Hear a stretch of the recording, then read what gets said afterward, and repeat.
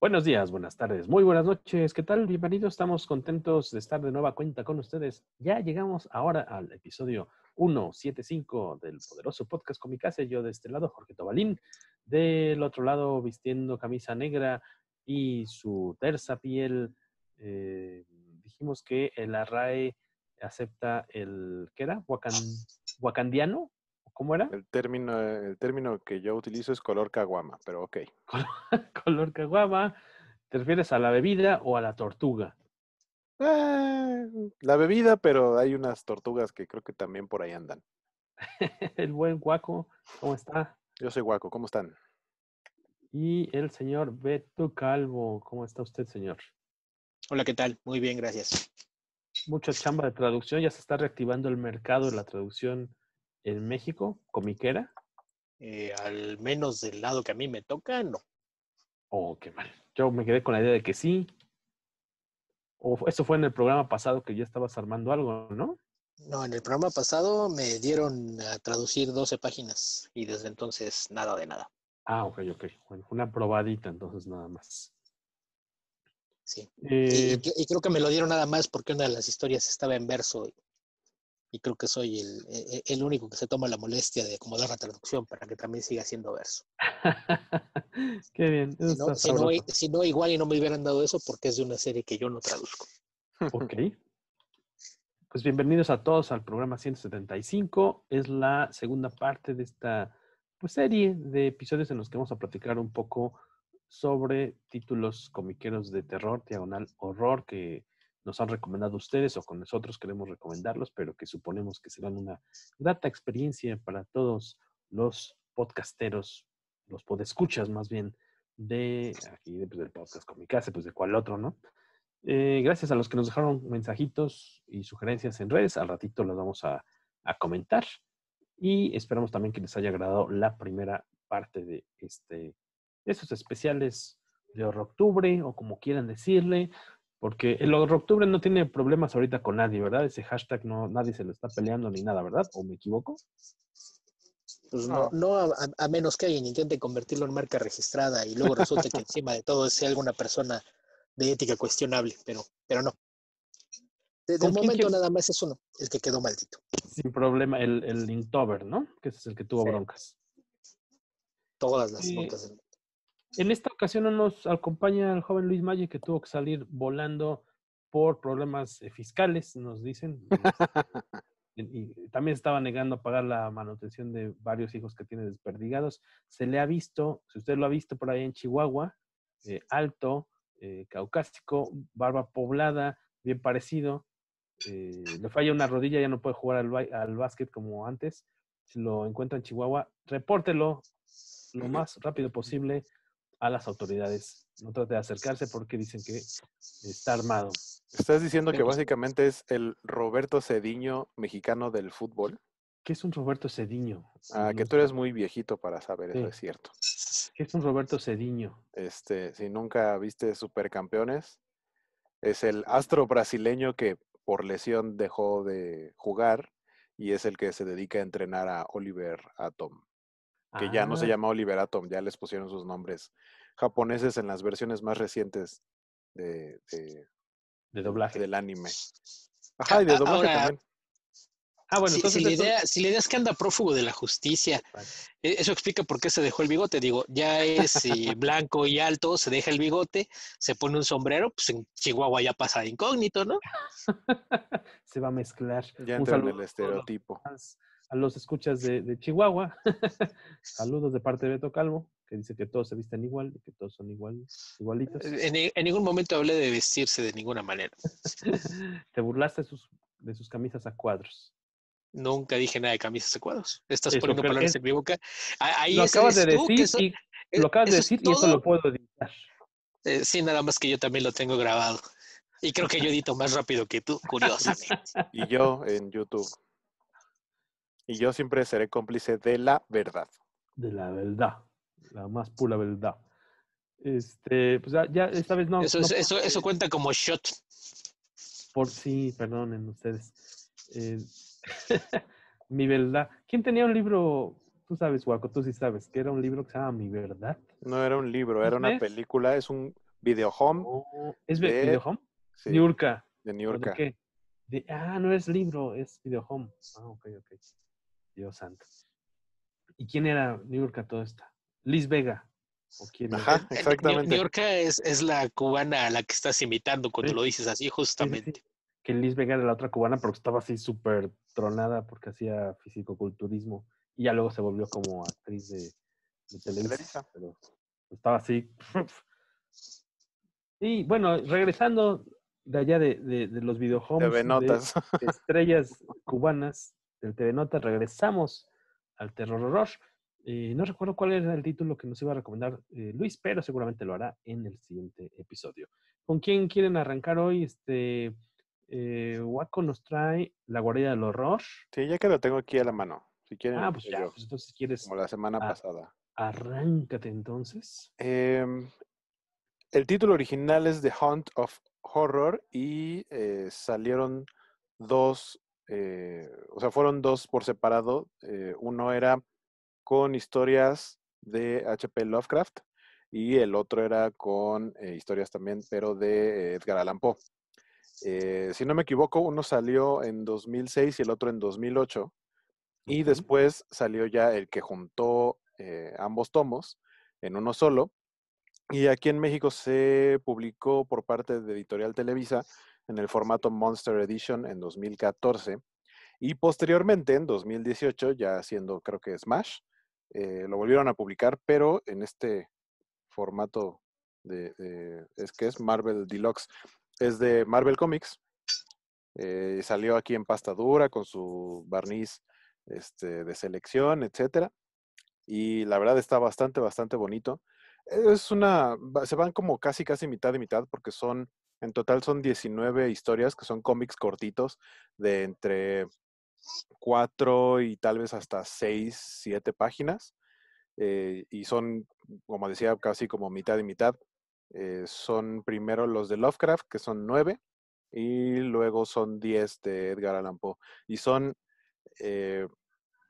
los que sí son como que cuya historia sí se presta para que sea una adaptación fidedigna, así totalmente fiel a lo que dice el texto, es tal cual. Por ejemplo, creo que la que podría aplicar en este caso es la del Corazón delator, por poner un ejemplo. Pero hay muchas otras que son más bien como poemas o fragmentos muy pequeñitos como párrafos, y el artista, que es a donde voy, que es Richard Corben, es quien se encarga de interpretar a su manera lo que dice ese párrafo y lo convierte en una historia de cómic que no necesariamente es lo que dice la historia, sino más bien como él visualiza lo que se está describiendo. El arte, justamente cumplió recientemente Richard Corben 80 años, ya ¿Tantos está, años ya tiene? Órale. sí, vaya, yo conocía poco de su trabajo, o sea, había visto como algunas cosas.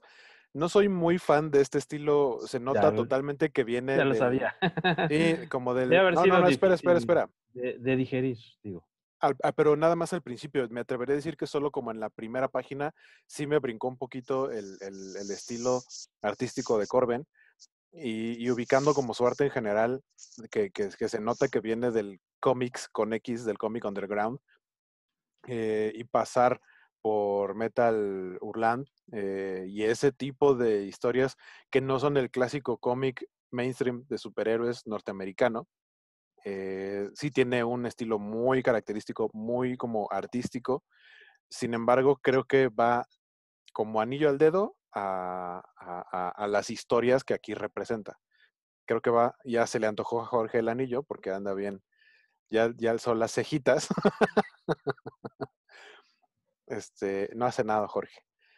Creo que le va muy bien a ambos autores, tanto a Lovecraft como a Edgar Allan Poe. Eh, También creo que estuvo bien que las historias que seleccionaron no son tan dispares y se puede sentir como que están dentro del mismo tono en toda la antología, en toda la colección. Y pues en general está muy padre, es un gran narrador. O sea, podría, digamos, quejarme de cosas como que la perspectiva en muchas escenas no es lo suyo, la proporción de los cuerpos humanos, pero su estilo, la libertad artística que tiene y que él se sabe cómo plasmarla, hace que no estorbe. O sea, a mí no me estorba eso porque también es parte de la intención.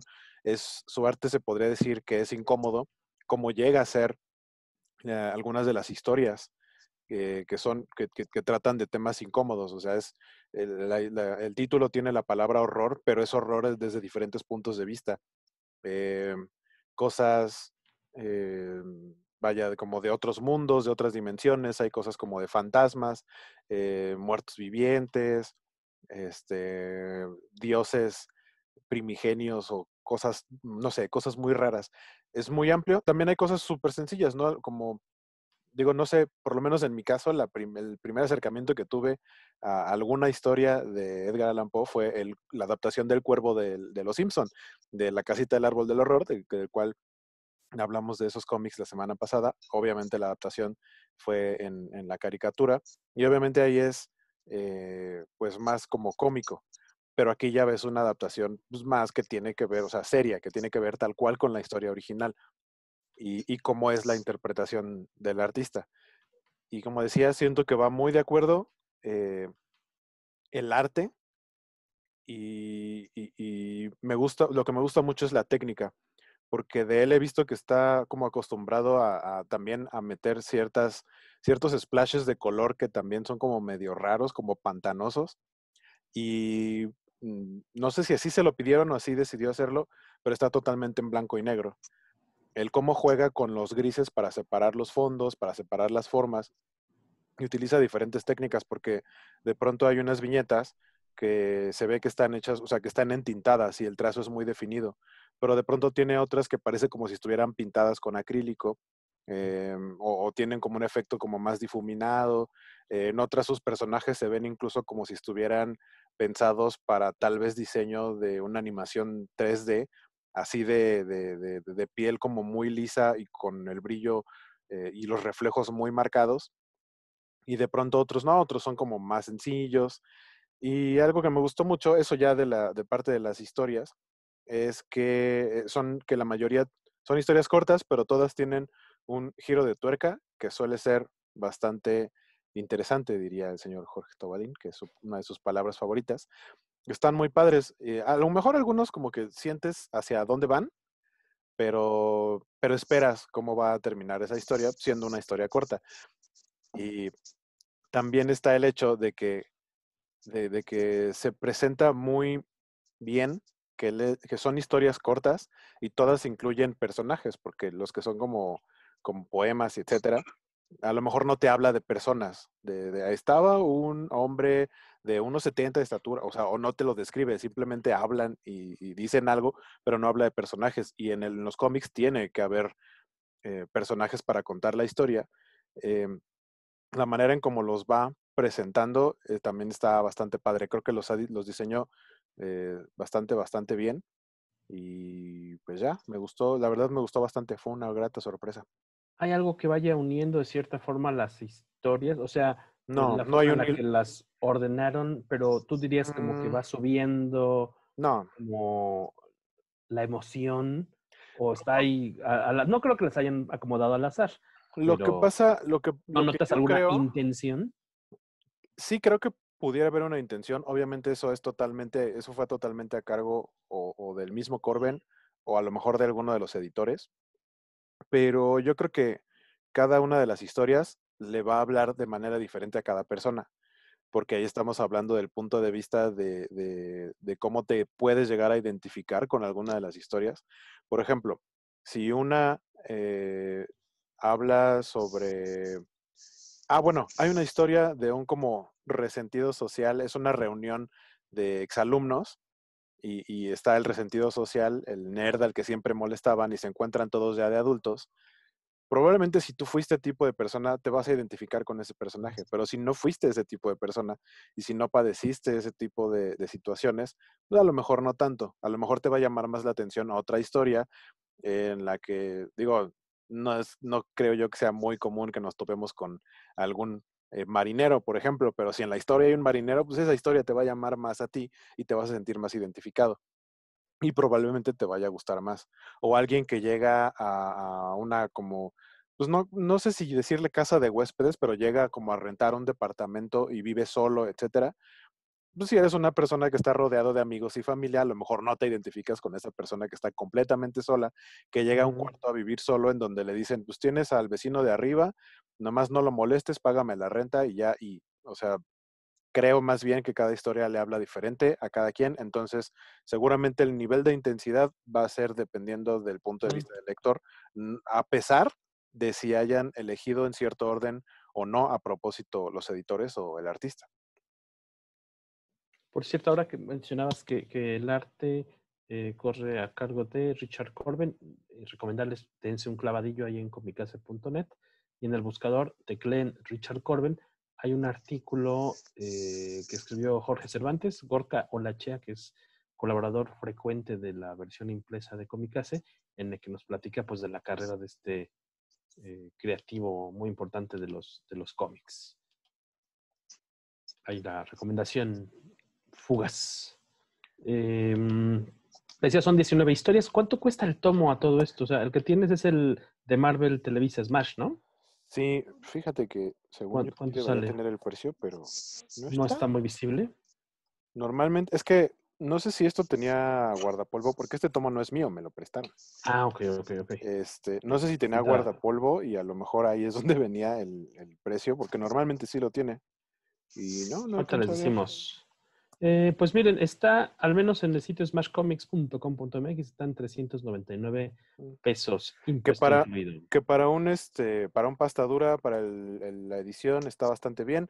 No le 200. encontré ningún detalle de esos que normalmente se les van de traducción.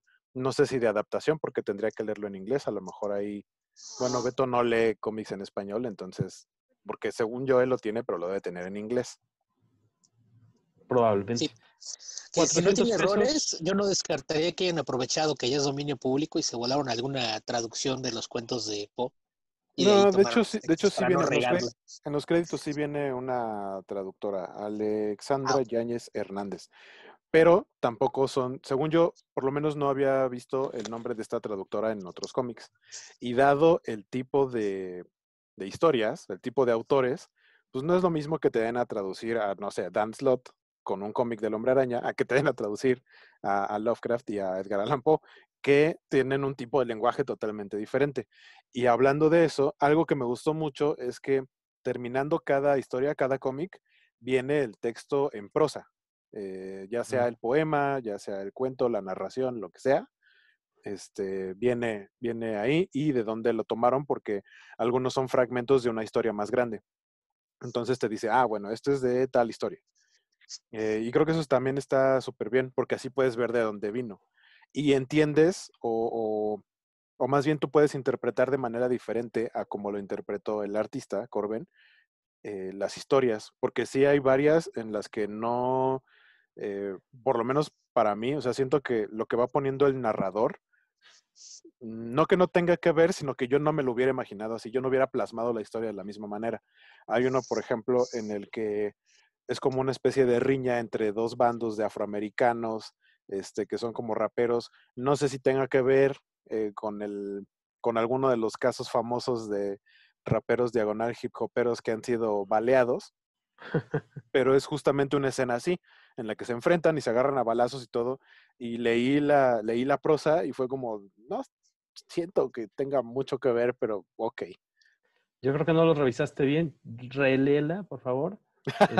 Porque podría venir la explicación de por qué Hermione es negra, ¿no? Como en el Ah, famoso meme. ese meme está genial. Es muy bueno. Oye, por cierto, estaba viendo aquí las especificaciones del título en español de este recopilatorio. Decíamos, es de Smash, 399 pesos, 240 páginas. Aquí mencionan como ilustradora a Corben y a Rich Margopoulos. Ahí, obviamente, viene, sí es notoria su participación, o es que él está participando más bien como colorista o alguna otra cuestión. Pues es que colorista no, para empezar, porque todo es en grises, pero Sí, según yo, es el encargado de los textos. Entonces está más bien aquí mal los créditos en el sitio. Es más, déjame ver, te digo. Richard Corben, portada, arte y escalas de grises por Richard Corben. El nombre que me diste, ¿quién fue? Rich Margopoulos. No, dice trama y guión. Entonces, supongo que él se encargó de hacer las adaptaciones. Sí, Rich Margopoulos, trama y guión. Los rótulos son de VC Ghent. Sí, por eso dije textos, no rótulos. Ok. O sea, fue el de las palabras, pues. Sí, exacto, sí. Que, por ejemplo, a lo mejor ahí él fue el que se encargó de hacer estas adaptaciones como la que decía, que yo sentía que no tenía mucho que ver la historia de los afroamericanos agarrándose a balazos con lo que dice el texto en prosa, pero esa es una interpretación, es la interpretación que le dio esa persona.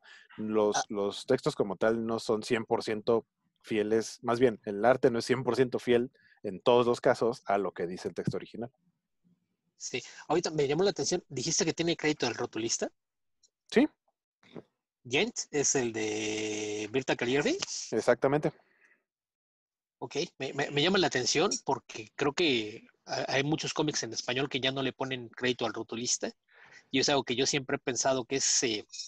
Debería estar. Hay un pro y un contra, porque, ok, no usaste sus rótulos. No. Pero no nada más son sus rótulos. Puede ser desde la fuente elegida hasta cómo se ven, el mismo diseño, si usaste fuentes especiales, si algunas llevan colorcitos o no, el diseño de los globos de texto o las cajas de texto y la colocación. Entonces, aún si no usaste el trabajo final del rotulista, usaste parte de su trabajo. La base. Exacto. Yo creo que ahí en español el cómic traducido debe traer dos créditos. Traer el crédito del rotulista original y de quien se encargó de hacer el maquetado de la traducción. Creo que sería lo más correcto, que generalmente quien hace el maquetado creo que pasa completamente anónimo o queda por ahí perdido en la indicia, ¿no? Y es de esos casos que... Pues tal cual el diseñador gráfico, ese casi siempre sí se lo ponen, ¿no? El diseñador es el que termina poniendo todo en los textos. En este caso está... Por ejemplo, o sea, de la parte de México, Gilberto Martínez Palomero, diseño y tratamiento de portada. Debe ser él probablemente. Y ya. Entonces, este tomo vale mucho la pena. Los dos americanos, ¿no? Sí, de hecho estuve investigando y creo que en Amazon los encuentran para Kindle, porque las ediciones en físico son algo caras, las que están en inglés creo, y hay unas ediciones de Panini, que según yo son las ediciones españolas, pero no encontré el tomo que trajera los dos, estaban los tomos sueltos, bueno, el único que vi que trajera los dos, seguramente la versión en inglés, pero el en español, el de Televisa, que ya dije que vienen dos versiones, el Monster Edition de 2014 y de 2018, que enseñé ahorita, de pasta dura, el Deluxe. Sí, que por el control de página dice que son 240, ¿no? Y sí, según yo, son como de 120 cada uno, eran miniseries de 3 números. Así es de que sí deben ser los dos. Yo tengo los dos en pasta dura, pero los dos en inglés. Por cierto, el cacha Carlos Ramírez en Twitter nos dice que saludos, que no, él suponía, dice, no sé si está en su lista La guarida del horror de Corben. Un saludo. Y pues sí, latinaste, cacha. Ahora se platicó de La guarida del horror un poquitín. Suponemos que lo tienes ahí en tu colección. Sí, seguramente. ¿Quieres que adelantamos unos saludillos de Twitter y de Face, te parece? Sí. Nada más hay para cerrar ya con esta toma antes de distraernos. Claro. Lo del arte de Corben, yo tenía curiosidad por ver cómo había reaccionado Waco, porque sé que Corben es de esos que, sobre todo para quienes gustan del arte más tradicional, es un gusto adquirido. Sí. Y lo que menciona yo creo que los dibujos más característicos que ves uno y dices, este es Richard Corben, es justamente cuando hace que sus personajes parezcan tener este volumen como para una animación más que de 3D, creo que hasta de Claymation, ¿no? Exacto, sí. Que te da. Y ahorita que él decía 3D, lo que pensé fue que yo la primera vez que vi el trabajo de Corben, creo que la sensación que me causó ver ese realismo, caricaturismo entrelazados, me causó la impresión de que era lo que a lo mejor alguien podría llamar el Uncanny Valley análogo, ¿no? Porque te da una textura que le da un cierto realismo a su dibujo, pero es tan tan inhumano y caricaturesco el resultado que es imposible que lo veas como un humano realista, ¿no? Entonces sí es un efecto curioso, pero como mencionó Waco, me parece que es un gran narrador y creo que parte de su estilo se presta muy bien para esta clase de historias de Sus, suspenso y horror. sus expresiones faciales son muy, muy particulares, ¿no? O sea, es muy Ujú. fácil reconocer a Corben y por el tipo de trazo, o sea, de detalle que le pone a sus personas, ¿no? En la ropa, los pliegues. Así que si hay fans de este tomo, yo les recomendaría que busquen ese sí, creo que no hay ediciones en español, a menos que hay una salgan en España, los tomos de Creepy Presents. Hay un tomo dedicado a él. Según yo, son nada más 4 tomos que publicó en inglés Dark Horse, que son selecciones de historias publicadas en las revistas de la Warren Publishing, en Creepy e Eerie. Y según yo, son nada más 4 tomos: uno dedicado a Steve Ditko, uno a Alex Todd, uno a Bernie Wrightson y el otro a Richard Corben. Son según yo, los 4 tomos que existen de esa colección. Son puras adaptaciones de historias cortitas. Incluso no descartaría que alguna de estas esté ahí. La verdad es que no recuerdo el contenido de este tomo. Tendría que agarrarme los dos y hacer una comparación, pero Y en sí, una de esas, es alguna de ellas aparece necesario que por te ahí. agarre los dos para hacer una comparación, Beto. No puedes hacerlo sin recurrir a Eh, esos trucos. Para hacer una comparación necesitas tener más de uno de lo que vas a comparar. Me voy a sí, agarrar los dos para hacer una no comparación. puedes agarrar uno y decir lo voy a comparar si no tienes algo contra qué compararlo. Sí, es de que Exacto. Era un tú, comentario de ya, mala leche sí, con nos dimos cuenta y jiribilla. fue tan Sacaste un soez. comentario muy... Tu Perfecto. comentario fue tan soez y de mal gusto que espero que aquellos que siguen el juego se hayan dado cuenta de que era otro shot. Salud, por favor. Buenas noches a todos, a los que van llegando. Y aquí en México que yo vi que no se han publicado muchas cosas con arte de Richard Corben, o sea, como por parte de Vid o de Camite o las editoriales que han existido aquí. No creo que haya muchísimo, pero pues en años más o menos recientes igual podrán ubicar que la historia de Hellboy en México, que sí se publicó aquí en el país, pues es con arte de Richard Corben.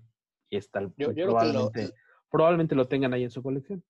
lo más probable es que los lectores en español que conozcan su trabajo lo hayan ubicado, al menos los de mi generación. Waco probablemente no, pero los de nuestra edad, seguramente en alguna revista CIMOC de esta española que llegaba Mm, por ahí, es muy probable que ahí es donde se hayan encontrado alguna vez con el trabajo de Corben. la CIMOC, que vendría siendo como una heavy metal española, dirías, Beto, más o menos, como el equivalente. En, en tono y esencia sobre todo, ¿no? Porque sí publicaban de repente material de revistas europeas, tenían material de la 2000 AD, tenían mucho cómic español original, tenían mucho de autores argentinos, entonces sí era más en el espíritu de lo que eran la heavy metal o la metal hurlants, o la fierro argentina, claro, pero sí, es muy probable que yo la primera vez que vi trabajo de Corman haya sido en una CIMOC y ya después lo haya descubierto en otra clase de ediciones en inglés. Los fans de Evil Dead por ahí tienen la adaptación pues de la segunda, ¿no? Si no me equivoco, de la película de Evil Dead, Sí, según sí, yo. de Sí, ser la porque de la segunda. primera no es desde la segunda, ¿no? Yo nada más tengo por ahí un numerito suelto, no la tengo completa, lamentablemente, pero bastante efectivo su arte, como siempre. Waco, tienes ahí mensajitos de Twitter, tú, ¿verdad? Sí, Ahí nos dejaron algunos cacha, nos dejaron ya algunos mencionaste el de comentarios. Cacha, que dice que no sé si está en su lista la guarida del horror de Corben. Un saludo y ojalá que los insultos de Beto Calvo a Jorge Tobarín no lo haga llorar hasta quedarse dormido tan seguido. Todavía no, todavía no. Dice, Ni siquiera lo insulto, no sé de dónde sacan eso. Puedo regañarlo, puedo sermonearlo, pero jamás lo insulto. sin Ah, insultarlo, Soy muy no. respetuoso. Bernardo Arteaga, saludos. Saludos a todos y a mi querido El Tobalo, a pesar de que no sabe reconocer el genio de Villeneuve. Algo me dice que así Dune llegará a ser una obra maestra ganadora de 10 Oscars. A él le va a parecer irrelevante. Es probable. No, no era irrelevante, era intrascendente. Nos dice Anuar, que es @gonzo_pi. Pregunta, ¿estará el señor Calvo? Jorge dijo, sí. Y después nos contesta, me mandan saludos. Soy fan de todos ustedes. Su podcast me ha ayudado en tiempos complicados. Gracias, un abrazo. Gracias a ti por escucharnos. Y sí, han sido tiempos complicados para todos. Qué bueno que lo que hacemos en este podcast te ha ayudado a ti y esperemos también haya ayudado de alguna manera a más personas. A Un nosotros abrazo, también nos sirve Anuar. de terapia. Abrazo. Exactamente. Sí, claro. Exactamente, como dice Beto, pues tenemos que como 8 meses de no vernos en físico y ya habíamos dicho en algún momento en un podcast, en un número como cerrado, especial al que llegamos. 7 Entonces, meses llevamos de no vernos. 7. ajá, que yo les Desde decía, la mole, me imagino. Sí, la exacto. mole fue la última vez que yo vi gente en general. Ya Ajá, a lo mejor a creo que estas alturas todos. del encierro, ya después de que de repente sí ya has podido salir al súper o un poquito más lejos, pero cuidándote igual, pues de todos modos sí, grabar el podcast con mi casa sí es una terapia y Sí, pasarla bien también. con Luis, con Beto, con Waco, pues, es algo que también me ayuda a no volverme loco en cierta forma. Anuar, en verdad, muchas gracias por lo que comentas. Esperamos que, pues, yo creo que los tres que estamos aquí presentes y Luis, que no pudo estar hoy, nos divertimos bastante cuando grabamos. Y si eso se te contagia, que sea un poquito, pues ya eso nos paga el rato estar aquí sentados y luego editando en video y en audio. Esperemos no te hayas vuelto alcohólico después del juego de bebidas con el Tú señor sabes a lo que Tobadín. le entrabas. Ajá. Oye, ahí Salvador Reina menciona algo, ¿no? Salvador Reina Alarcón dice, Hermelinda Linda entra en cómic de horror. Los cuentos del monje loco, también recuerdo un sensacional de terror. ¿Entra Hermelinda Linda?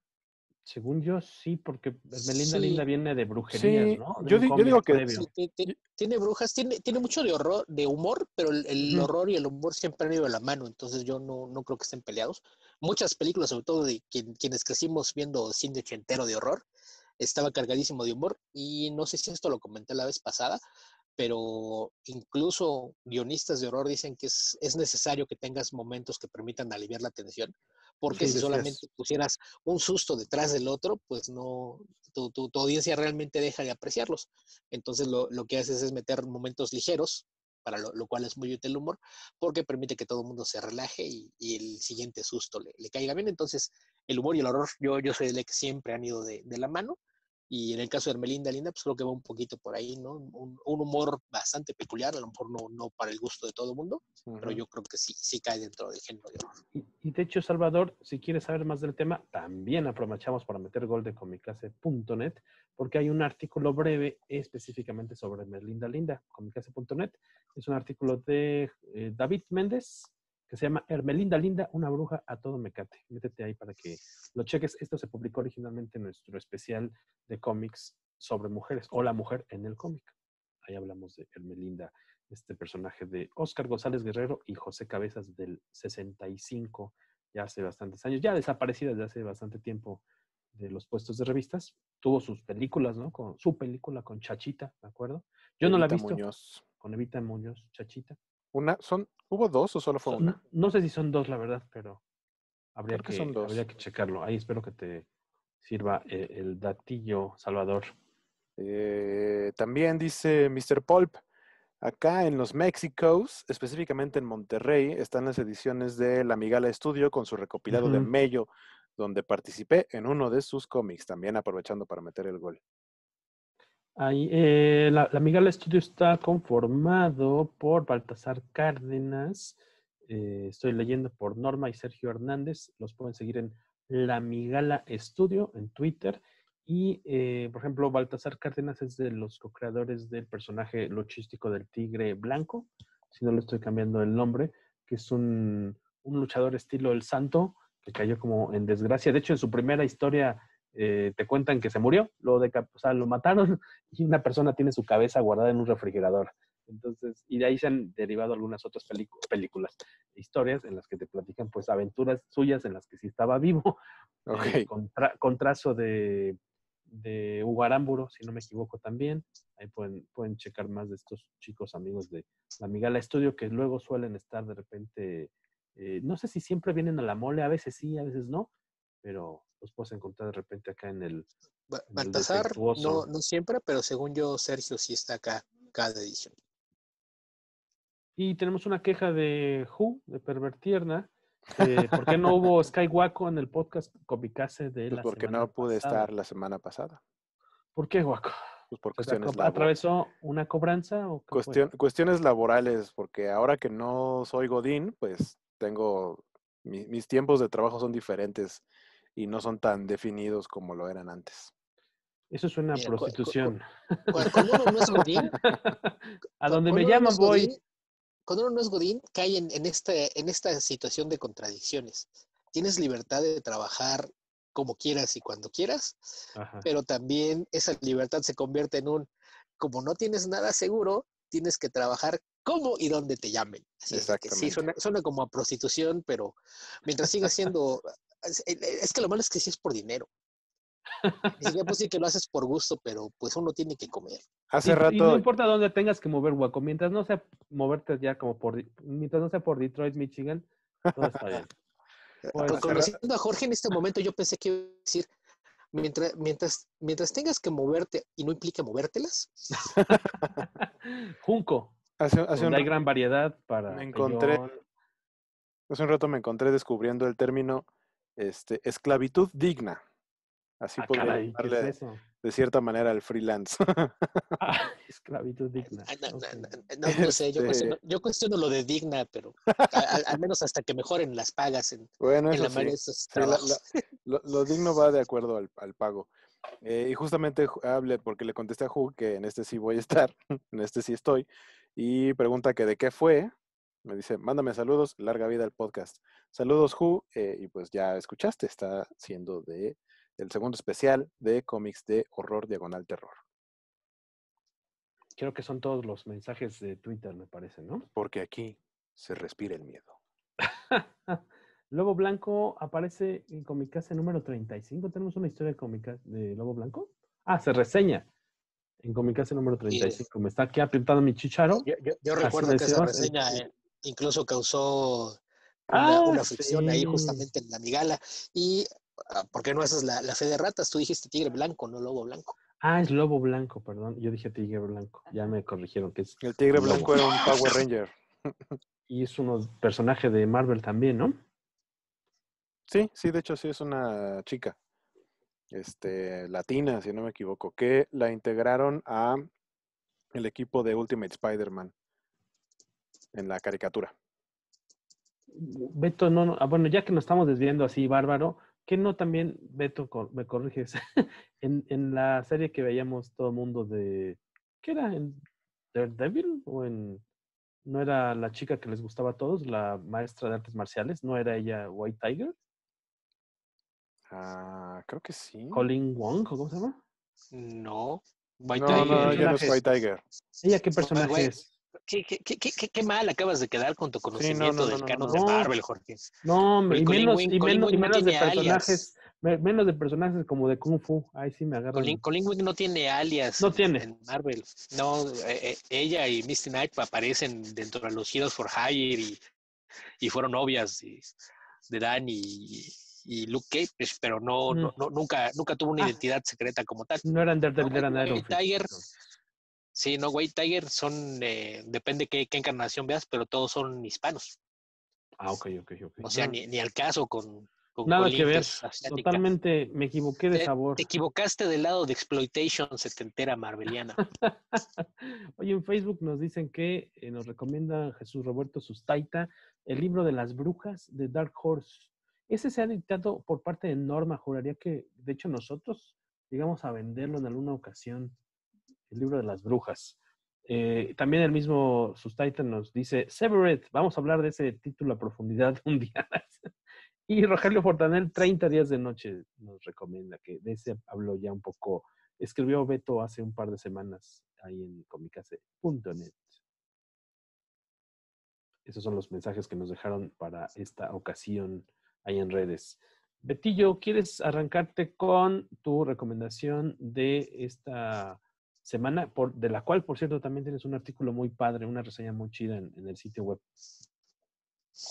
Y sí, bueno, pues yo el título que elegí para esta ocasión es Dark Red, un cómic de Aftershock Comics, esta editorial bastante joven, pero que se ha caracterizado por tener historias que tienden a ir un poquito contra los cánones y lo establecido en el mainstream, son un poquito reaccionarios en cuanto a los contenidos, entonces si algo es seguro cuando agarras un cómic de Aftershock es que va a tener algo de original en la forma en la que presenta su historia, y en este caso no es la excepción. el personaje principal es un vampiro, pero tiene la peculiaridad de que es un redneck, por así decirlo, ¿no? Es uno de estos tipos que vive en un pueblo de estos que están muertos desde que empezaron a cerrar las plantas de las grandes corporaciones por llevárselas a países sobre todo en Asia y de repente en América Latina. Y podríamos decir que es una especie de horror rural, que es algo que no es extraño a Tim Seeley, que es el creador de esta serie. El escritor, él tiene una muy buena que a lo mejor comentaremos en otros especiales, que se llama Revival. Que hizo con Mike Norton. En este caso, pues toma el tema de los vampiros para tocar temas de actualidad, que es algo muy, muy común en el horror, usarlo como alegoría para tocar problemas del mundo real. Y creo que aquí se va justamente a por qué los rednecks de repente hacen toda esta clase de cosas que la gente normal no entiende, de por qué son tan racistas, por qué odian a las minorías, por qué tienen recelo de la gente de las ciudades, etcétera. Es un poquito verlo como, pues sí, a lo mejor no está bien que sean de esa forma, pero pues son víctimas de su entorno, ¿no? Y realmente lo que hacen es pues tratar de localizar un culpable para lo que está mal con sus vidas, y es contra quien proyectan muchas veces su ira, que es lo que les gana de repente esta fama de ser ignorantes, gentes de campo sin educación y que no saben lo que dicen. Pues esto es parte de lo que integra Tim a esta historia de vampiros, en la que plantea unas reglas muy, muy básicas para sus vampiros. No le mueve mucho al canon de lo que conocemos. Los vampiros son criaturas nocturnas que se alimentan de sangre, no pueden estar fuera si hay luz del sol. Y entonces, en este caso, pues nos encontramos con que su vampiro está en que fue convertido durante la Segunda Guerra Mundial. Entonces pertenece a esa generación que creció con la idea de que los Estados Unidos era la tierra de la libertad, donde todos los sueños se podían cumplir y donde si tú trabajabas duro, eventualmente tendrías recompensas y podrías llevar una buena vida. Entonces le tocó ver cómo ese sueño se pervertía y eso desaparecía. Él vive en este pueblo a varios kilómetros de Chicago, pero en el que pues realmente no hay nada. Tan no hay nada que el único empleo que logra obtener es como el encargado de la tienda de conveniencia que está en la gasolinera local, y lo que hace es tomar el último turno, ¿no? En donde él puede salir de trabajar y correr a su casa antes de que salga el sol para poder guardarse en su ataúd antes de. También descubrimos que este personaje, que se llama Charles Ipswich, la gente del lugar lo conoce como Chip, abreviando un poquito nombre y apellido. Resulta que no le gusta alimentarse de humanos, no se ve a sí mismo como un depredador. Creo que ahí también vuelvo a lo mismo, un poquito con las alegorías del mundo real. Él considera que ya hay demasiada gente chupándole la sangre a estos pobres trabajadores de estos lugares donde no hay muchas oportunidades de salir adelante, como para convertirse en una más. Entonces, en lugar de ser un depredador, se alimenta con animales silvestres. O sea, de repente por ahí si se encuentra con algún conejo, mapache, etcétera, pues prefiere alimentarse de ellos a estarse alimentando de humanos, y corre la fortuna de conocer a una chica que tiene una enfermedad que para fines prácticos consiste en que su cuerpo produce demasiados glóbulos rojos, lo que le puede ocasionar problemas como coágulos en la sangre, arterias atrofiadas, etcétera. Así es de que se convierte en una especie de relación simbiótica de mutuo beneficio, porque él tiene una forma de alimentarse para poder subsistir sin tener que salir a cazar humanos, y ella no tiene que pagar el tratamiento que implica hacerse estos sangrados para depurar su sangre y tratar de eliminar el exceso de glóbulos rojos. La vida para ambos, que era bastante cómoda y tranquila, cambia en el momento que aparecen otros vampiros en el lugar, cosa que se supone que no deben hacer porque el territorio alrededor de este pueblo que se llama Falls End lo marcó Chip.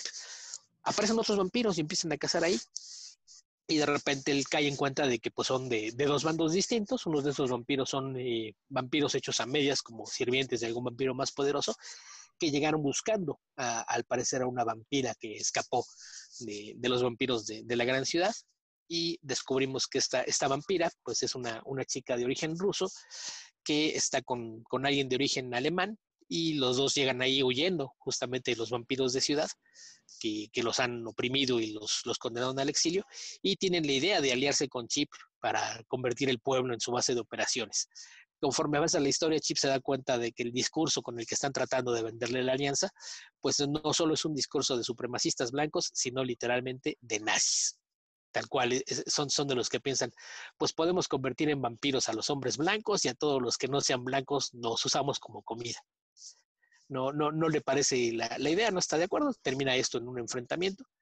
Y pues la resulta es una historia de vampiros bastante entretenida, que se fue publicado una serie regular, como con una pausa por ahí después del primer arco, un periodo de descanso ahí de un par de meses, al menos entre los números 5 y 6 de la serie.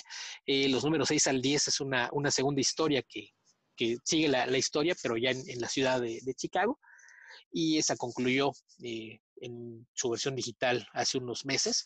Está por salir el tomo con esa segunda. El primer arco ya se consigue en TP, pero la serie fue anunciada originalmente como regular, pero la forma en la que cierra los arcos en la historia Team, pues sí, te deja abierta la posibilidad de contar más historias. Entonces no ha habido anuncios, no sabemos si va a haber un número 11 en el que empiece un tercer arco de la historia, pero en ambos casos, del 1 al 5 cuenta una historia completa, de 6 a 10 cuenta otra historia completa, con la salvedad de que pues necesitas haber leído la primera para entender por completo lo que está pasando en la segunda.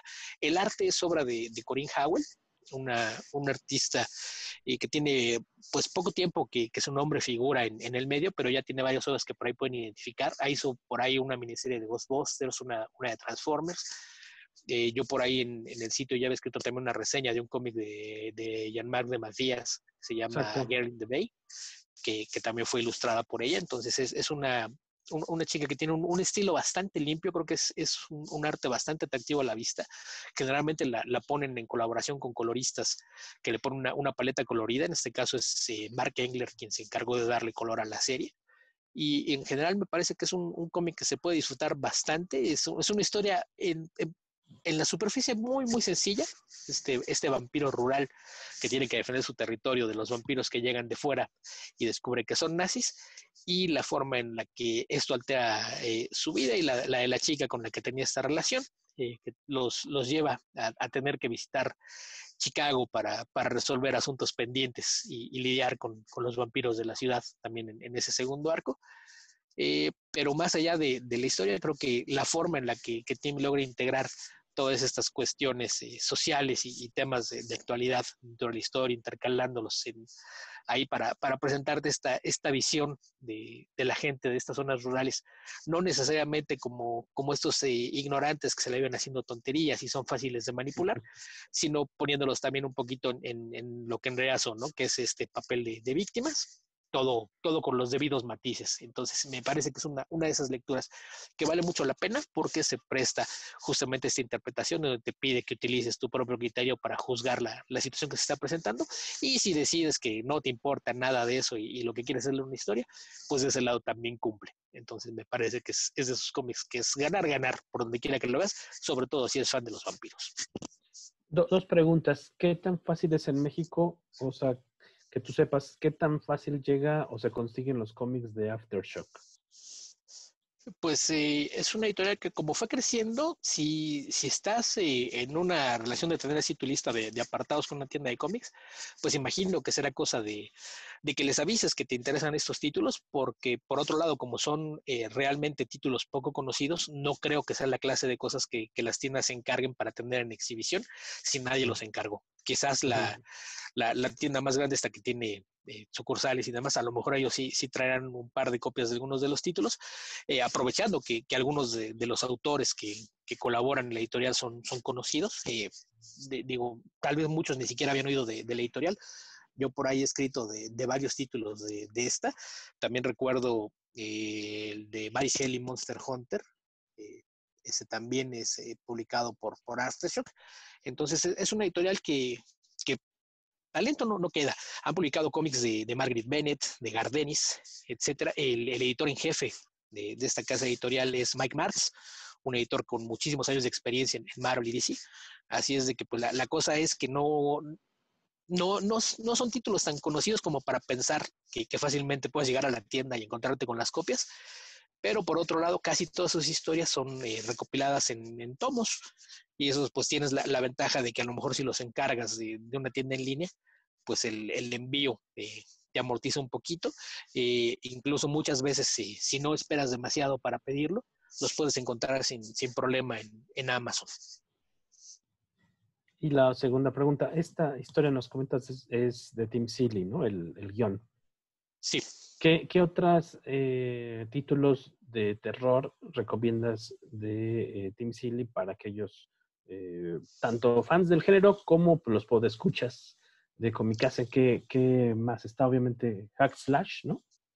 Hack Slash, que es esas recomendaciones que no le puedes hacer fácilmente a todo el mundo, porque creo que tendrías que ser tal cual fan de las películas de slashers para que te guste, ¿no? Porque de otra forma, si no eres fan de las películas de slashers, muy probablemente el cómic te va a parecer incluso sin gracia. Que ahí habría que mencionar que Tim también es dibujante, entonces cuando empezó Hack Slash, él escribía y dibujaba ese cómic. Y después, conforme fue ganando más trabajo como escritor, pues se ha vuelto cada vez menos lo que hace como dibujante. De repente por allá hace portadas variantes y dibuja una historia ocasionalmente, pero sí es especializado como escritor. Aparte de eso, pues está la ya mencionada Revival, que sí me parece que es una gran historia. Sí, ahí sí es poner de cabeza el género de zombies para hacer algo distinto con él. Es un pueblo donde empiezan a regresar los muertos, pero no regresan como muertos descompuestos tratando de alimentarse de cerebro, sino que es una historia bastante más compleja, que también tiene mucho de comentario social y que tiene aparte la ventaja de contar con el arte de Mike Norton, que es un artista muy, muy capaz, muy, muy rápido además. Así es de que si son fans del horror, pues es lo primero que los mandaría a buscar sería Revival. Si les gustan las películas de slashers, pueden echarle un vistazo a Hack Slash, que aparte hay muchísimas ediciones, incluso hay un ómnibus que creo que tiene todas las miniseries que se han publicado hasta hace algunos años. Pero pues en general Tim no se encasilla en un género, ¿no? Me imagino que la mayoría de la gente que lo conoce por su trabajo para DC Comics en varios de sus títulos. Por ahí él coescribía con Tom King la serie de Grayson, que viendo cómo salió después el Batman de Tom King, empiezo a sospechar que mayormente era Tim el que escribía Grayson, porque aquella sí salió muy bien, pero sí, es un autor que a mí me gusta bastante cómo escribe. Ha hecho por ahí miniseries y especiales para algunos títulos de licencia y demás, pero si se trata de horror, probablemente su mejor trabajo sea Revival. Perfecto, pues a buscarlo entonces. Revival salió en inglés, en español por parte de Camite, ahora que lo recuerdo. Sí, no sé hasta dónde lo publicaron. Ajá. No sé Sí, si lo lo que sí hayan me acuerdo si terminado. era en pequeños tomos o si salió en grapa, eso sí no me acuerdo. Porque las portadas son de esta chica, se me fue. De la cuñada de Tim. ¿Qué se llama? Se me fue. Ya dice que se me olvidara el nombre. Es con N, con S, con... Ahorita checamos cómo se llama. ¿No es Jenny Frison? Con Jenny Frison. Sí. Sí, que es... Ella es su cuñada, son parientes. Sí, de hecho, cuando ella vino a La Mole, ella venía con Steve Hill, el hermano de Tim. Que la venía acompañando era el hermano. En Que de hecho... En la página de Camite veo 9 números sueltos. Entonces yo creo que ahí se quedó. Entonces no fueron tomos, no fueron me les faltaron como grapitos. 50. ¿Qué tanto es tantito? Creo que terminó en 60 la serie.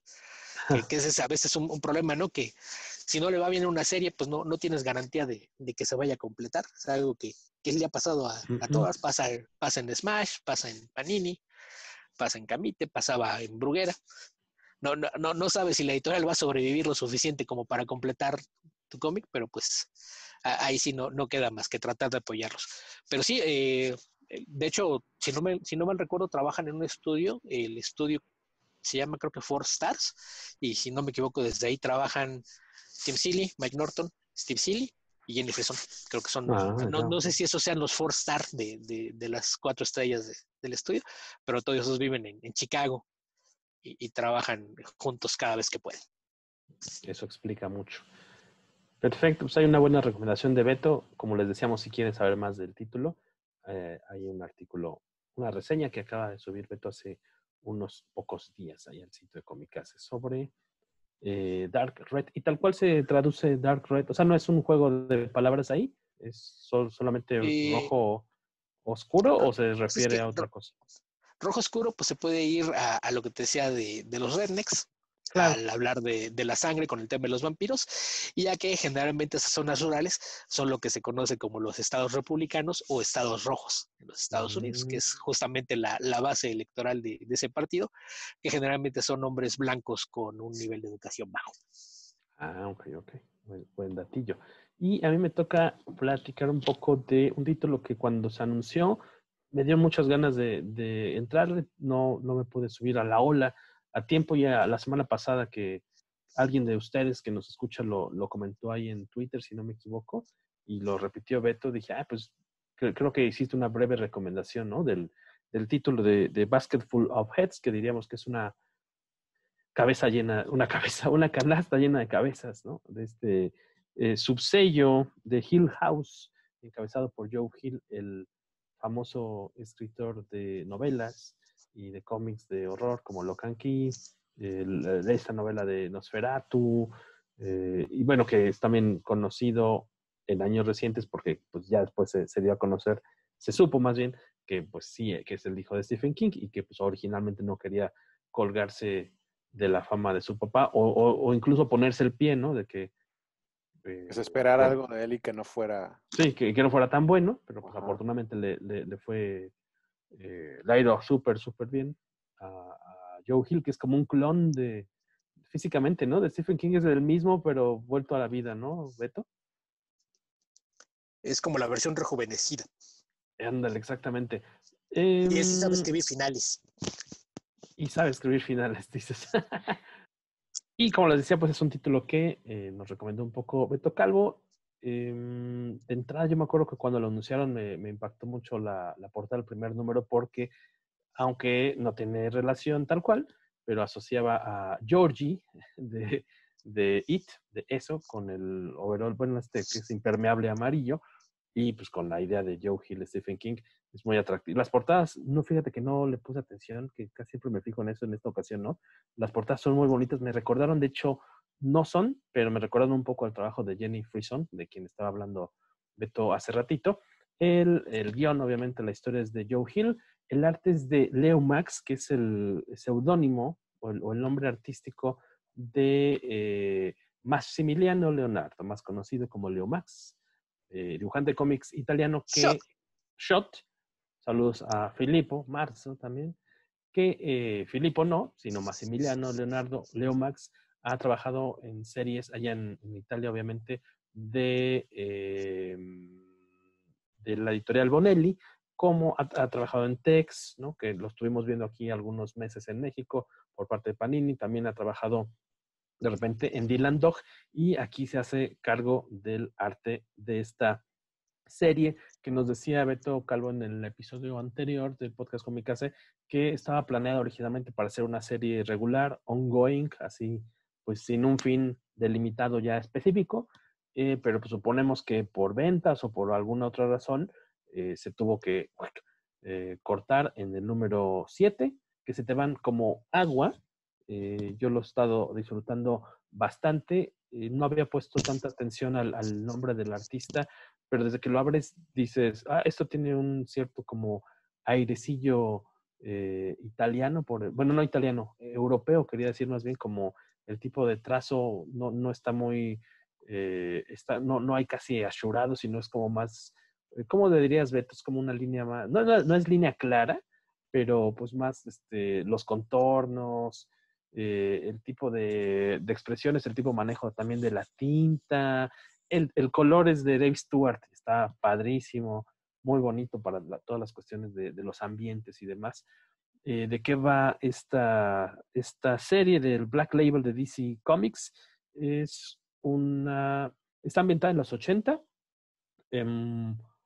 Comienza con una chavita, bueno, con una mujer, suponemos una persona que está en medio de un puente de vehículos, de estos que se ve que es bastante alto, y trae cargando una canasta, una basqueta, una canasta, no sabemos de qué, obviamente el título nos va a dar un poquito ahí del secreto que trataba de ocultar, pero pues eso se sabe un poco casi en las primeras páginas. No sabes qué viene.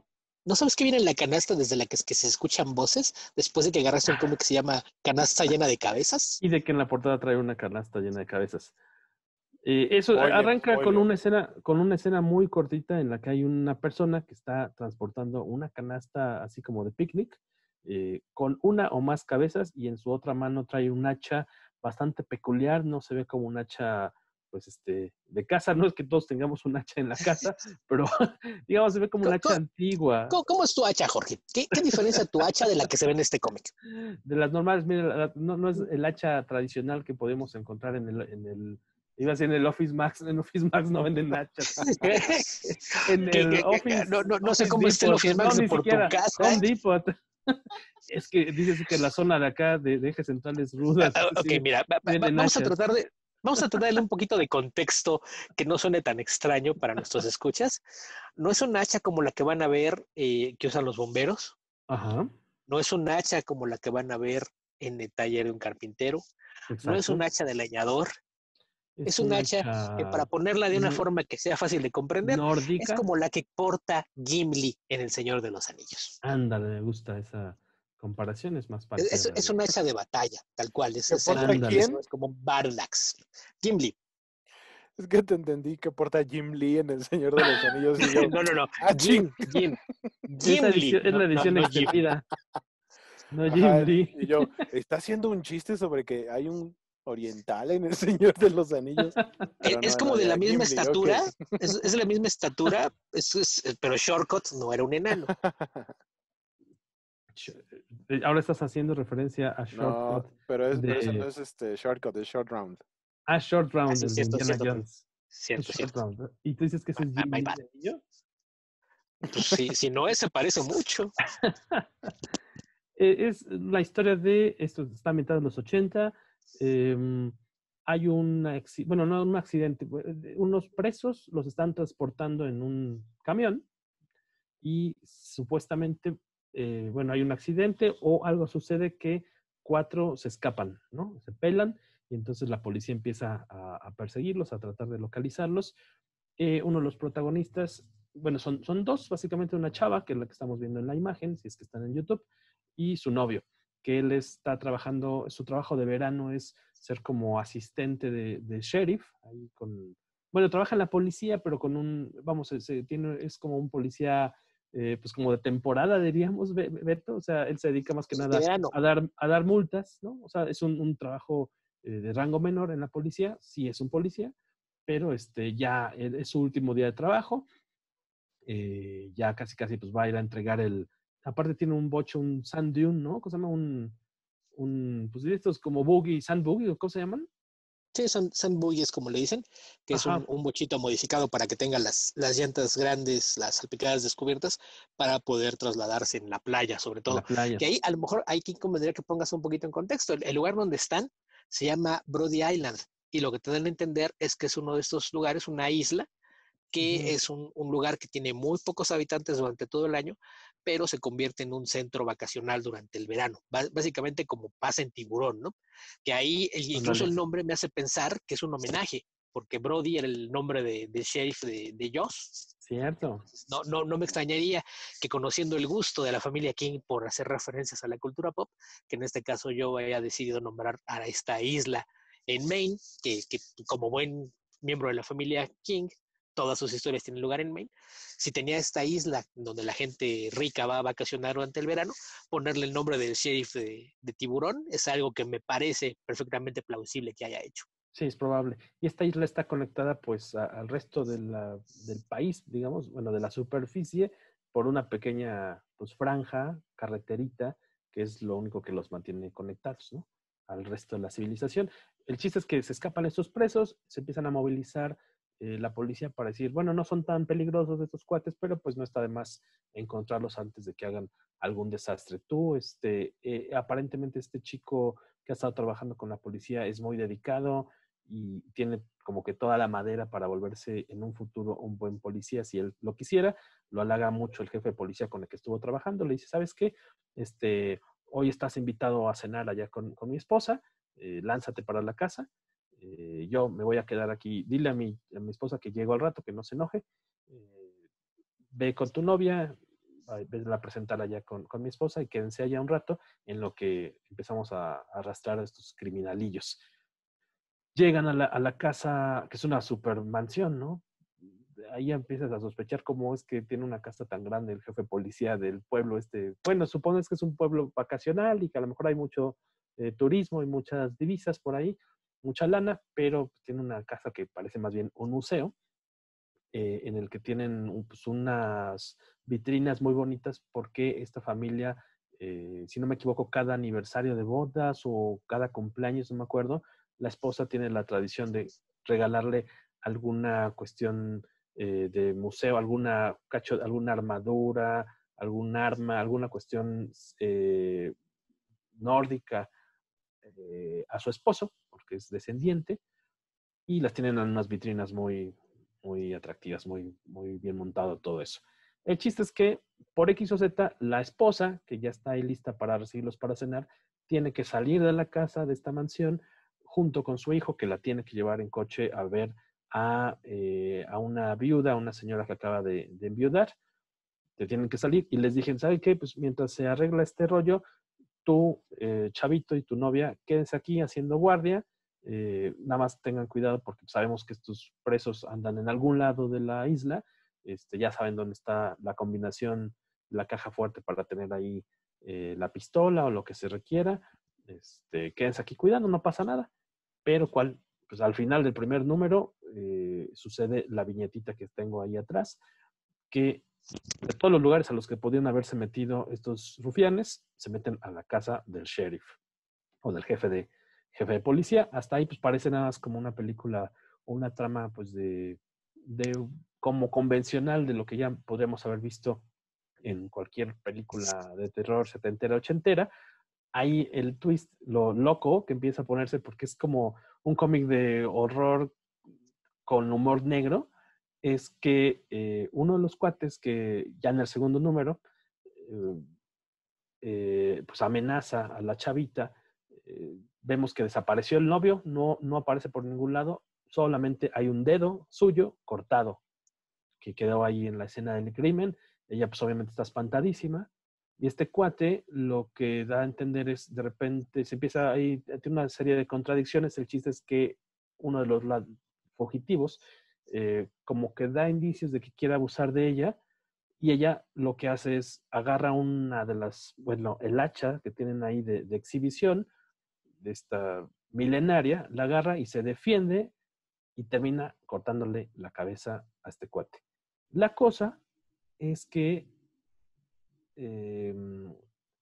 este encuentro sucede ya en la playa, fuera de la casa, donde lo decapita para defenderse, y resulta que no se muere, digamos, o sea, su cabeza sigue viva, puede hablar, puede pensar normalmente, está consciente de que está vivo, de que no puede mover su cuerpo, y entonces empieza una relación bien cotorra, porque es un desgraciado al que acaba de decapitar, y ella pues no sabe, ella lo que quiere es tratar de encontrar a su novio, mete la cabeza en una canasta, y ya de ahí empieza a ponerse bastante locochón. Hay como no les vamos a adelantar demasiado, hay como un complot, no todo lo que parece, pero hay más de un descabezado que puede seguir con vida de cierta forma. Eh, Al menos la relación del primer criminal al que decapita esta chica, la protagonista, es graciosa porque de repente pues sí empieza a sentirse ella de cierta forma apenada por lo que le hizo, ¿no? Pero dice, pues ok, es un desgraciado, lo que quieras, y te maté, pero no te mereces después de todo eso, seguir vivo, ¿no? O sea, porque incluso ella saca la cabeza del agua, porque se la está llevando la marea, y dice, pues que no te podía dejar yo ahí por los siglos de los siglos, amén, entre los peces, sin poder ahogarte, porque pues no tienes pulmones, ¿cómo te vas a ahogar? Puedes hablar, puedes pensar, y no te puede dejar ahí con los animales a que te estén carcomiendo y de todos modos no te vas a morir. Y hay una relación ahí medio chistosa, al menos en los primeros 2, 3 números, en las que no digo que sean o exista la posibilidad de que se vuelvan amigos, pero sí hay un poco de, como de una, pues al menos una comprensión un poquito del lado de la chava, de que en cierta forma está arrepentida de lo que tuvo que hacer, pero las circunstancias la van a obligar a tener que hacerlo de nueva cuenta porque hay algunos negocios turbios en el pueblo. Y pues a ella le tocó sin querer queriendo estar en el centro. El dibujo está muy, muy atractivo. Yo creo que le gustaría a Beto. No, a lo mejor, no sé a qué otros artistas te recuerde, Beto, el tipo de trazo. No sé si tengas Pues alguna en mente. a nadie en particular, creo que es, decías tú que leías mucho el estilo europeo, pero hay muchos artistas americanos que creo que es también así de no hacer mucho hechurado, tampoco demasiado detalle. Por ejemplo, se me ocurren casos como a lo mejor Ron Garney, quizá es uno de los artistas que tiene un estilo similar a eso, pero no le veo tanto parecido así como para decir que lo pudieras comparar con alguien más. Y fíjate, a pesar de que se supone que sucede en los 80, sí, no está sobrecargada, no es como ver un episodio de Stranger Things, por decir que todo el tiempo estás encontrando referencias a música o a películas. O sea, tiene de repente algunas cositas por ahí, a Mr. T, hay una broma sobre Sting y The Police, que le dicen que es un jazzista que se quiere hacer pasar por rockero y eso es malo para la imagen de los rockeros, ¿no? Eso sucede ahí en el primer número, y se te van súper rápidos. Fíjate que no me di cuenta en verdad cuántas páginas tenga cada número, pero si es de 24 páginas se siente como si fueran 15, porque en verdad se va como agua. El trazo está súper bonito, pero yo creo que lo que le da el super plus es el color de Stuart.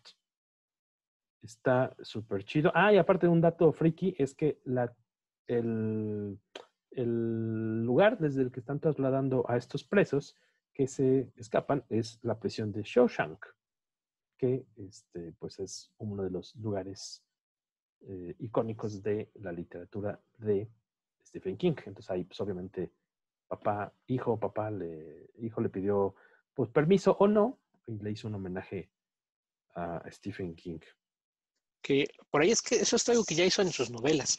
En su tercera novela, Nosferatu, hay una escena en donde te da a entender que todas sus historias en novelas hasta ese momento ocurren en el mismo mundo y es el mismo mundo en donde suceden muchas de las novelas de su papá. Porque hay esta idea de los mundos que están fuera de nuestro plano de realidad. Y en una página, nada más con algunas menciones que te hace un mapa, que ahí es la Tierra de la Navidad, y de repente te das cuenta de que lugares en donde has visto a Pennywise, por ejemplo, también existe en este mapa. Entonces fue así como que en una sola página te acomodó que toda la continuidad de sus novelas y las novelas de su papá conviven en el mismo mundo. Entonces, al hacer esto de poner la prisión Shawshank en su cómic, pues lo pone como que sí, esto también es parte de nuestro King Members, o no sé cómo llamarle. Pero de verdad creo que está bastante padre. No sé si existen TPB los 7 números, porque aparte es un número raro, ¿no? Normalmente son de 6 los TPBs, pero si existe y tienen la oportunidad de buscarlo, vale mucho la pena. Creo que lo van a disfrutar bastante. Sí hay TP, que también se convirtió en lo que todo el mundo ve como el ideal, pero, por ejemplo, los que comentó Waco hace un rato, el hardcover trae 6 números, pero eran ya 2 miniseries de 3 cada una y cada una estaba recopilada en su propio tomo. Así es de que no es como si fuera Manda. La serie que yo mencioné, Dark Red, cada uno de los 2 tomos tiene 5 números. Hay muchas miniseries que hacen sus compilados de 4 números, entonces pues sí, no es tampoco como que sea Manda que los hagas de 6, pero sí hay un tomo de pasta dura al menos y me imagino que debe haber planes para sacarlo en pasta blanda con los 7 números, que la ventaja de los números otros en este caso es que traían una historia adicional que estaba apareciendo por capitulitos, con la contra de que tenías que seguir todas las series de Hit House Comics, todos los cómics de horror de esta línea, para seguirla, porque no era que apareciera el mismo capítulo el mismo mes en los cómics del mes, sino que aparecían 2 o 3 páginas en cada cómic de la línea, entonces tendrías que haberlos tenido todos para seguir esa historia adicional que básicamente es de un regimiento de hombres lobo peleando con el ejército insurgente de los Estados Unidos durante su guerra de independencia. Lo que no sé si Hill House, o sea, qué tanto éxito habrá tenido. Vamos a ver, esto empezó en 2019, que son como 6 títulos distintos más o menos. 5 o 6 títulos distintos, ¿no? Si no me equivoco, son 5. No sé, desconozco ahora sí que tal cuál haya sido su recibimiento en ventas y qué futuro le depare, pero pues siempre será interesante que haya un sello, en este caso es un subsellito, digamos un proyecto personal de Joe Hill de tener una línea, ¿no? Enfocada a historias de horror, diagonal, terror. Según yo, le fue bien tanto en crítica como en ventas, pero había que aclarar que esto salió como un subsello de otro subsello, porque aparecía como DC Black Label, Joe Hill's Hill House. Entonces era como el subsello entre el subsello, y aparte el subsello que se ganó la enemistad de la persona que quedó a la cabeza de DC. Entonces, pues nadie sabe qué va a pasar con Black Label. Probablemente Black Label, como lo conocíamos, ya se llamaba. Además de que todo apunta a que DC se va a deshacer de todos los creativos que cobran tarifas premium. Y yo me imagino que Joe Hill cae dentro de esa lista. Van a tratar de reducir costos en la producción de cómics. Entonces, pues de entrada, muchos de estos artistas y escritores que pues eran de los más cotizados, pues no van a tener ofertas para seguir trabajando para DC. Entonces, no me extrañaría que justamente haya cerrado esta serie que se anunció como regular a raíz de lo mismo. Por ahí, quien no lo sepa, anunciaron que iban a poner en revisión todos los contratos de exclusividad. Entonces, por ahí ya vimos algunas reacciones que apuntan a que sí va por ahí el asunto, porque Grant Morrison termina su segundo año de Green Lantern y se va. Scott Snyder ya tiene en puerta 2 o 3 proyectos para publicar de forma independiente. Y Tom King, después de que termine Batman and Catwoman, no tiene nada más alineado. Es eso y Roger, porque es lo que ya tiene contratado. Pero es muy probable que en DC estén pensando en no pagar de más a algunos creativos. Entonces, todos estos que tenían ese atractivo de ser nombres de peso, pues probablemente ya no tendrán cabida en la alineación de la editorial. Y pues una lástima, porque la verdad es que la línea estaba bastante bien. Los otros títulos que pueden rastrear, aparte de Basket Full of Heads, ya para terminar, es The Dollhouse Family, 6 números, The Low Low Woods, que también nos habían recomendado, ¿no? Es de los que comentaron en redes la semana pasada, Daphne Byron y Plunge. Plunge también leí la sinopsis y se me antojó bastante. Es que es no me acuerdo, es un submarino, si no me equivoco. Los tripulantes de un submarino que reaparecen después de X años, ¿no? De haberse dado por perdidos, pero aparentemente, obviamente, pues hay algo más por ahí. No sé si lo llegaste a leer tú. Ese también es Joe Hill. Los otros 3 No títulos lo he leído, pero sí le traigo. de otros creativos. Suena bastante curiosón. Voy a tratar de darle el seguimiento y en medida de lo posible, pues apoyen también buscando estos títulos en sus ediciones recopilatorias. ¿Algún ¿Apoyen otro? a quién? Ya fue. No, pero me refiero que si se pueden conseguir. Pero es que dijiste apoyen a quién. A su tienda de cómics local, si es que ya los tiene. Ya, a los autores ya no hay cómo ayudarlos. Bueno, eso sí. ¿Está alguna otra cosilla que quieras añadir de Basket Full of Heads? No, como mencionas, está esta idea de que está ambientada en los años 80, creo que es algo que nunca te lo embarra legal, como mencionas, no te está haciendo referencias constantes a recordarte que es así, nada más te lo establece como hecho, y creo que es algo que también muchos escritores de horror recurren a esto, porque tiene la ventaja de que te permite eliminar algunos elementos que suelen ponerte limitantes cuando estás haciendo suspenso.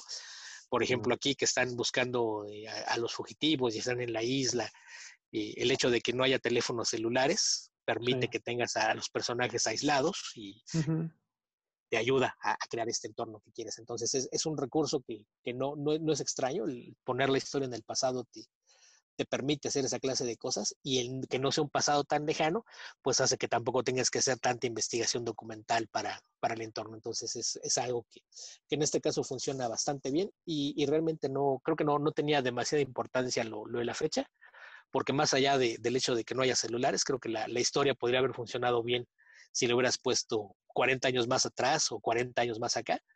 Si podías haber hecho algo que tuviera sentido para que no hubiera teléfonos en la isla, que no se pudieran usar los celulares, que tiraron la torre, lo que sea, pues, y la historia hubiera funcionado de la misma manera. Exacto.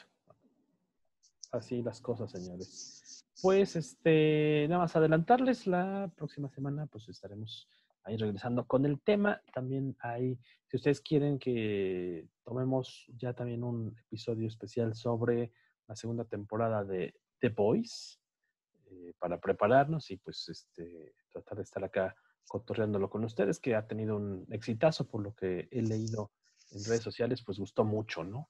Y tengo entendido que Eso tuvo un para final. prepararnos me sonó para tratar de verla y terminarla. Tratar de verla. Lo más fácil que puedo decir en la mera hora es decir, no voy a llegar yo, y lo graban ustedes. No, tengo que decir que Guaco me tiene que prestar el Amazon, porque si no, no puedo ver The Voice. ¿Cuántos capítulos son? 8. 8. Bueno, ok, no son tantos. ¿Fueron más en la primera temporada entonces? No, también fueron 8. Según yo, 8 ¿8? también. Uh-huh. Pues esperen próximamente un especial de The Voice. Nada más ustedes díganos cuándo. Este episodio que están escuchando ustedes debe salir aproximadamente al aire el 21 de octubre, así que todavía nos alcanzaría a meter otro más tal vez de terror, si ustedes quieren que sean 2 episodios. Díganos también si quieren que sean 3 episodios de terror o ya le paramos, pero en verdad es importante que nos den su opinión ahí en redes sociales o en los mismos comentarios, que para eso están. iVoox tiene sección de comentarios, Spotify no tiene. En iTunes les recordamos por favor que estamos como Podcast Comicase.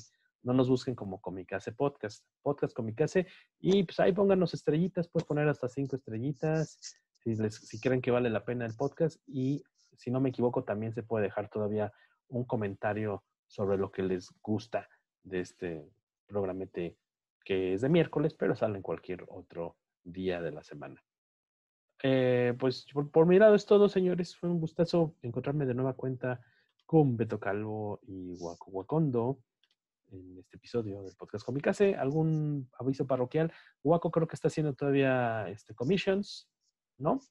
Sí, ahí voy con las commissions. Chequen en mis Que son redes sociales. dibujos por encargo. Exactamente, lo que usted quiera que le dibuje, se comunica conmigo y ya. Ahí tengo en mi Instagram, hay muchos ejemplos de lo que puedo hacer.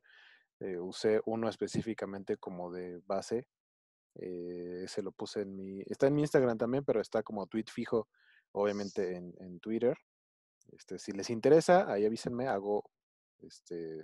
y lo que estoy haciendo ahorita como de formato pequeño son avatares para sus redes sociales, así como en caricatura acá, cool. Ahí avísenme si les late. Perfecto, buen gol. Beto Calvo, ¿qué viene próximamente en Comic Verso y en La Hoguera? Pues la hoguera es lo habitual. Allá hay comentarios de películas, series, curiosidades, deportes, etcétera. Y Deportes de entretenimiento, sonó a maratón. Casi. Sí. Ahí escribo casi de cualquier cosa. Además, ya lo he mencionado en el episodio anterior, estoy haciendo Cuentover, un cuento al día durante todo este mes de octubre. Cuando estamos grabando esto, pues ya hay 14 cuentos por ahí en Ideas Fracturadas, que es un blog que está en fracturideas.blogspot.com. Son cuentitos cortos, aproximadamente 3 minutos de lectura, más o menos cada cuento, así es de que no es algo que les quite mucho tiempo. El del día 14 creo que es el más corto, de ser de un par de minutos a lo más. Comicverso, pues es un podcast dedicado a cómics de aparición semanal, y pues ahí es algunos temas de actualidad semana a semana, y comentarios de alguna serie de cómics, película o serie de televisión que hayamos visto recientemente.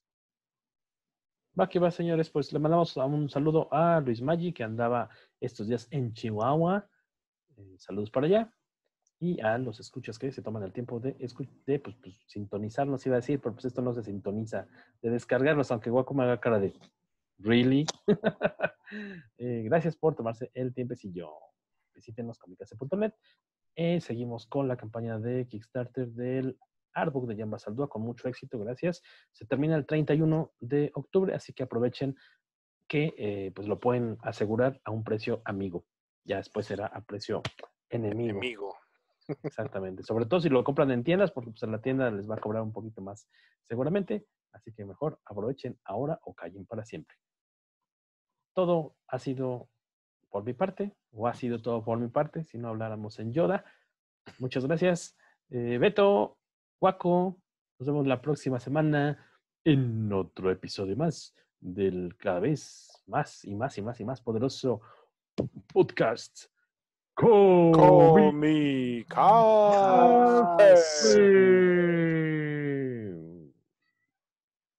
Abur.